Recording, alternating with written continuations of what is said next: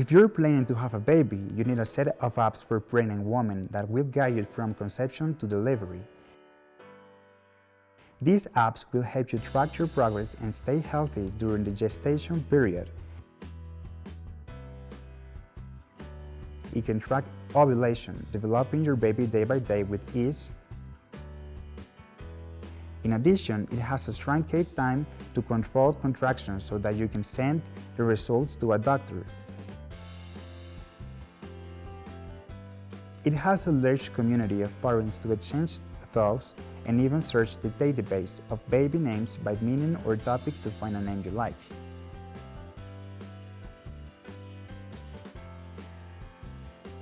You can track your baby's kicks and weight gain, as well as learn about your baby growth through specific size graphics and images from each angle. It has a personal dashboard with daily pregnancy information, color images, a personal diary, weight gain reports, and doctor visits. This app prepares moms for upcoming doctor visits, while an interactive 3D visualization shows the baby's growth. The app features daily editable articles about pregnancy and baby, real-time answers to all your questions. Now, if you want to document your baby's growth, you can do so with this app, as you will be able to create a photo album so you don't miss this new home member at any time.